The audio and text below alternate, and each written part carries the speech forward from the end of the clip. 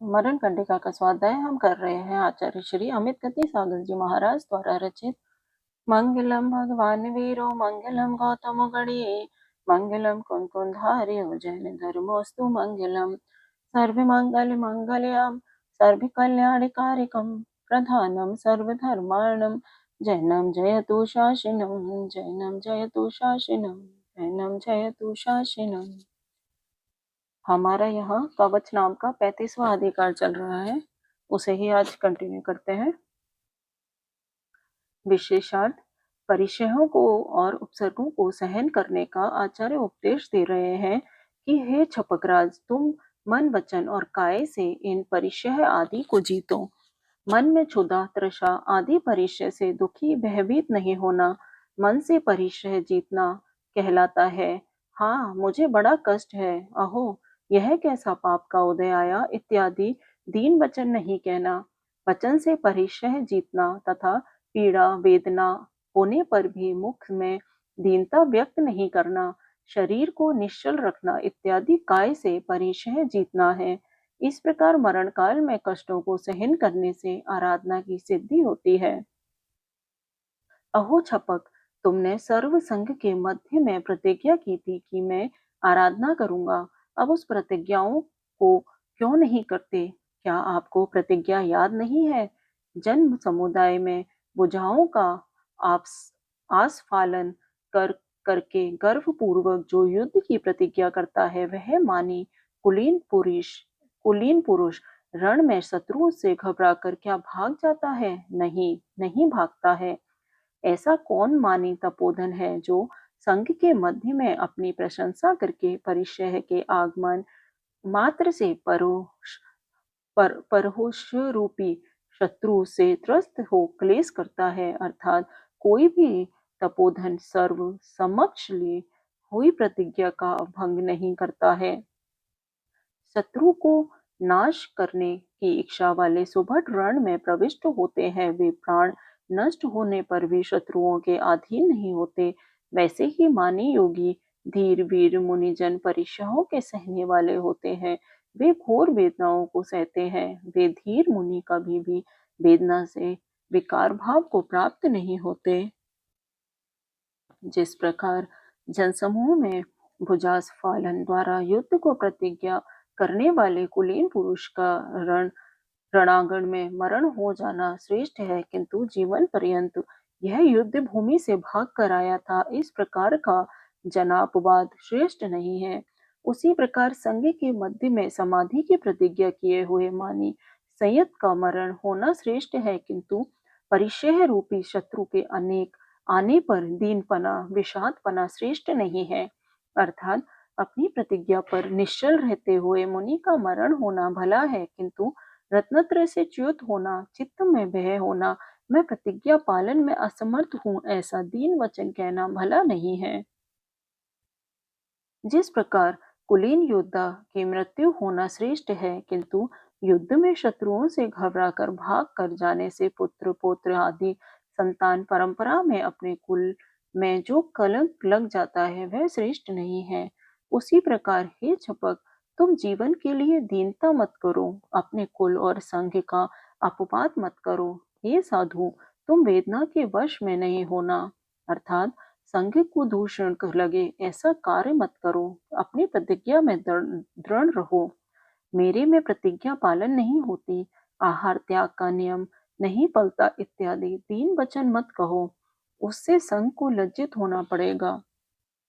जैसे शत्रु प्रहार से पीड़ित हुए भी वीर पुरुष युद्ध में मारे जाते हैं, किंतु शत्रुओं के सामने भ्रकुटी भंग नहीं करते हैं, अर्थात शत्रुओं से डरकर भागते नहीं हैं, वैसे ही महाबुद्धि वाले मुनि परिचय से आक्रांत होने पर भी डरते नहीं हैं। जो डरते नहीं हैं, वे क्या दीनता मुख विवर्णता विषाद आदि करेंगे? नहीं कर सकते हैं। कितने ही धीर वीर पुरुष अग्नि के मध्य में चारों तरफ से अतिशय रूप से जलते हुए भी वेदना रहित हो बैठ जाते हैं, मानो पानी के मध्य में ही बैठे हों। बहुत से धीर पुरुष उस अग्नि के मध्य में स्थित होकर भी अंगुलियों को चलाकर साधुकार करते हैं, तथा कोई पुरुष आनंद से विशिष्ट शब्द को करते हैं। भावार्थ, अग्नि में जलते हुए भी कोई धीर पुरुष अच्छा हुआ ऐसा अपना अभिप्राय अंगुलों को बजाना आदि के इशारे द्वारा प्रकट करते हैं। इस उपसर्ग से मेरा कर्म नष्ट होगा, यह अग्नि शरीर के साथ कर्मों को भी जला देगी इत्यादि रूप अंगुली हिलाकर एवं विशिष्ट शब्द बोलकर कोई धीर वीर आगत उपसर्ग को सहन करते हैं।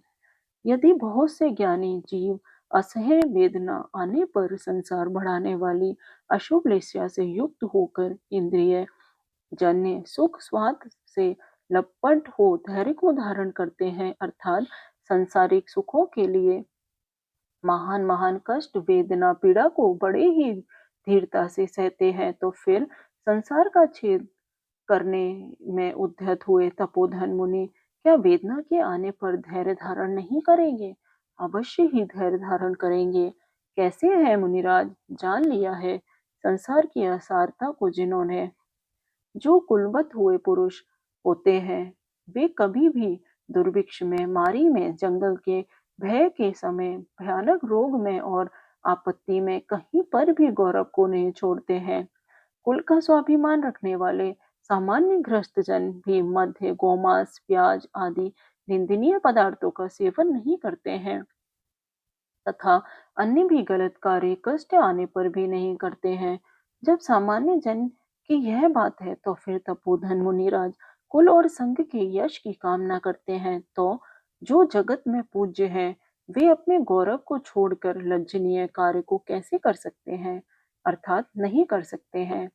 जो पुरुष छोटी या बड़ी विपत्ति के आने पर खेद करता है, भयभीत होता है, उसको धीर वीर जन नपुंसक कहते हैं। यह डरपोक मनुष्य है ऐसा कहते हैं। जो महाअनुभा जो महाबुद्धिवान होते हैं वे समुद्र के समान गंभीर होते हैं, पर्वत के समान अकंप होते हैं, बड़े भारी विपत्ति में भी शोक को प्राप्त नहीं होते हैं।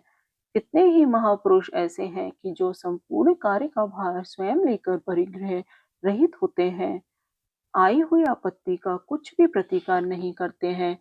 अनेक प्रकार से जंगलों, पशुओं से व्याप्त गिरियों के कंदरा गुफा आदि में प्रविष्ट होते हैं, वहां ध्यान में लीन होते हैं।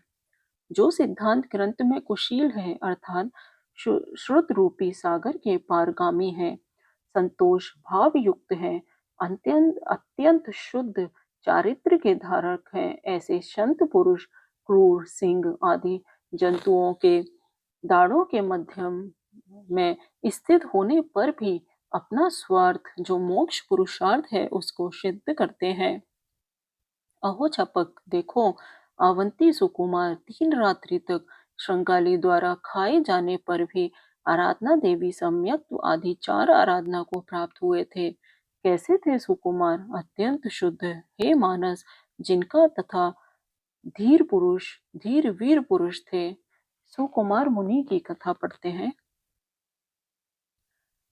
अवंती देश के उज्जैन नगर में रहने वाले सुरेंद्र दत्त सेठ और यशोभद्रा सेठानी के एक सुकुमार नाम का पुत्र था, जो इतना सुकुमार था कि उसको आसन पर पड़े हुए राई के दाने भी चुभते थे।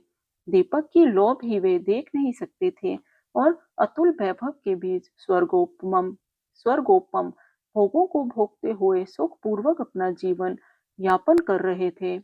एक दिन अपने मामा यशोभद्र मुनिराज त्रिलोक प्रज्ञापति का पाठ कर रहे थे। उसे सुनकर इन्हें जाति स्मरण हो गया। उसी समय महल से निकलकर मुनिराज के पास जाकर दीक्षित हो गए। अपनी आयु मात्र 3 दिन की जानकर सुकुमार मुनि जंगल में चले गए और वहां प्रायोपगमन संन्यास लेकर आत्म ध्यान में लीन हो गए।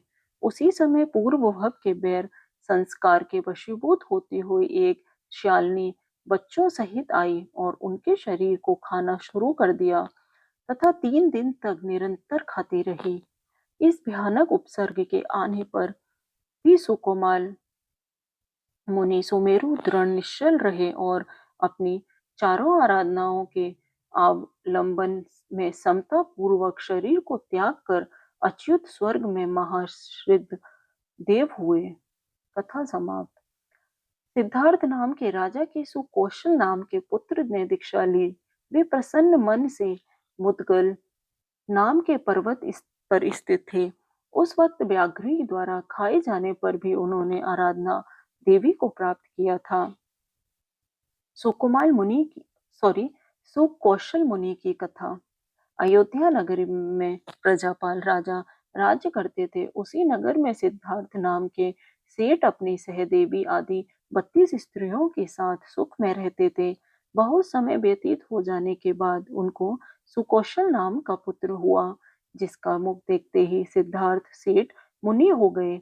सुकौशल कुमार का 32 कन्याओं से विवाह हुआ। उनके साथ ही महाविभूति का उपभोग करते हुए सुख से जीवन यापन करने लगे। एक समय विहार करते हुए सिद्धार्थ मुनि भिक्षार्थ अयोध्या आए। इन्हें देखकर मेरा पुत्र मुनि हो जाएगा, इस भय से सेठानी ने उन्हें नगर से बाहर निकलवा दिया। जो एक दिन नगर के स्वामी थे, उन्हीं का आज इतना अनादर किया जा रहा है। यह सोचकर सुकौशल की धाय को बहुत दुख हुआ और वह रोने लगी। सुकौशल ने उनके रोने का कारण पूछा। धाय से अपने पिता मुनिराज के अपमान की बात सुनकर उन्हें बहुत दुख हुआ और उसी समय उन्हीं मुनिराज के पास जाकर दीक्षा ग्रहण की। दीक्षा की बात सुनते ही सुकौशल की मां अत्यंत दुखी हुई और पुत्र वियोग अन्य पुत्र वियोग जन्य आर्त ध्यान से मरकर मगध देश के मोदगिल नाम के पर्वत पर व्याघ्री हुई। सिद्धार्थ और सुकौशल मुनिराज ने उसी पर्वत पर योग धारण किया था। योग समाप्त होने पर भिक्षा के लिए पर्वत से उतरते हुए युगल मुनिराजों को व्याघ्र ने देखा और झपट कर अपने ही पुत्र सुकौशल मुनि को खाने लगी। मुनिराज ने उपसर्ग प्राप्त होने पर समाधि द्वारा प्राण त्यागे और सर्वार्थ सिद्धि में गए। कथा समाप्त। निर्मल मान संभाल निर्मल सॉरी निर्मल मानस वाले गज कुमार मुनि ने पृथ्वी में गीले चमड़े के समान कीले ठोक कर जिनका शरीर कीलित कर दिया, ऐसा होते हुए भी निर्वाण को प्राप्त किया था। गज कुमार मुनि की कथा। श्री कृष्ण नारायण के सुपुत्र गज कुमार अति सुकुमार थे। वे अपने वे अपने पिता आदि के साथ धर्मोपदेश सुनने के लिए भगवान नेमिनाथ के समुशरण में जा रहे थे। मार्ग में एक ब्राह्मण की नवयौवना सर्वगुण संपन्न सुलक्षणा और सौंदर्य मूर्ति पुत्री को देखकर श्री कृष्ण ने उसके पिता से गज कुमार के लिए मंगनी कर ली और उसे अंतपुर में भिजवा दिया। भगवान का उपदेश सुनकर श्री कृष्ण तो सपरिवार द्वारका लौट आए, परंतु गजकुमार नहीं लौटे और जैनेश्वरी दीक्षा धारण करके किसी एकांत स्थान में ध्यान रूढ़ हो गए। जिस लड़की का संबंध गजकुमार से हुआ था, उसका पिता जंगल से काष्ठ भार को लौट रहा था। उसकी दृष्टि जैसे ही गजकुमार पर पड़ी, वह आग बबूला हो उठा और बोला, अरे दुष्ट, मेरी अत्यंत प्रिय सुकुमारी पुत्री को विधवा बनाकर तू साधु बन गया। मैं देखता हूँ तेरी साधुता को। ऐसा कहकर उस दुष्ट ने मुनिराज के शरीर में काल ठोक दी। गीले चमड़े में जैसे कीले ठोकते हैं, उस घोर वेदना को सहन कर गजकुमार महामुनि अंतकृत केवली हुए। कथा समाप्त। सनत कुमार चक्रवर्ती मुनि ने कास, शेष, अरुचि, वमन, खुजली आदि अनेक वेदनाओं को सैकड़ों वर्ष पर्यंत सहन किया था। सनत कुमार मुनि की कथा। भारतवर्ष के अंतर्गत वीत शोक नगर में राजा अनंत वीर रानी सीता के साथ काल यापन करते थे। उनके सनत कुमार नाम का अत्यंत रूपायन पुत्र उत्पन्न हुआ, जो महापुण्योदय से चक्रवर्ती की विभूति को प्राप्त कर नवनिधि और 14 रत्नों का स्वामी हुआ। एक दिन सौधर्म स्वर्ग का इंद्र अपनी सभा में उनके रूप की प्रशंसा कर रहा था, जिसे सुनकर मणिमाल और रत्नचूल नाम के दो देव गुप्त भेष में आए और स्नान करते हुए चक्रवर्ती का त्रिभुवन प्रिय सर्व सुंदर रूप देखकर आश्चर्यचकित हुए। इसके बाद उन देवों ने अपने असली वेद में आकर असली वेश में आकर वस्त्रालंकार से अलंकृत सिंहासन पर स्थित चक्रवर्ती के रूप को देखा और खेदित हो उठे। राजा ने इसका कारण पूछा। तब देव बोले, महाराज, यथार्थ में आपका रूप देवों को भी दुर्लभ है। इसकी तो हमें प्रसन्नता है, किंतु मनुष्य का रूप क्षणाक्षयी है, यह देखकर हमें खेद हुआ। जो रूप कुछ समय पहले स्नान गृह में देखा था, वह अब दिखाई नहीं देता। यह बात सभासदों की समझ में नहीं आई। तब देवों ने एक पानी से भरा हुआ घड़ा मंगाया और उसमें से एक बूंद जल निकालकर सभासदों से पूछा कि बतलाओ, पहले इस घड़े में कुछ विशेषता दिखाई दी क्या? यह सब चमत्कार देखकर चक्रवर्ती को वैराग्य हो गया और वे जैनेश्वरी दीक्षा धारण करके तत्चरण में संलग्न हुए। पूर्व पाप उदय से उनके सारे शरीर में भयंकर कुष्ठ रोग उत्पन्न हो गया। एक देव उनके धैर्य की परीक्षा लेने के लिए वैद्य का वेश धारण करके आया और उपचार कराने का आग्रह करने लगा। तब मुनिराज बोले, भो वैद्य, मुझे जन्म मरण का भयंकर रोग दुख दे रहा है। यदि आप इस रोग की चिकित्सा कर सकते हो तो करो। महाराज की बात सुनकर वैद्य अत्यंत लज्जित हुआ और चरणों में गिरकर बोला, स्वामिन, इस रोग की रामबाण औषधि तो आपके पास ही है। इस प्रकार देव मुनिराज के निर्दोष चारित्र और शरीर में निर्मोह होने की प्रशंसा करता है और स्वर्ग चले जाता है। और सनत कुमार मुनिराज ने अपने धैर्य से उस परिचय पर विजय प्राप्त की और अष्ट कर्मों को नष्ट कर मोक्ष लक्ष्मी के स्वामी बने। सनत कुमार चक्री की कथा यहाँ समाप्त। आगे का स्वाध्याय है, कल करेंगे।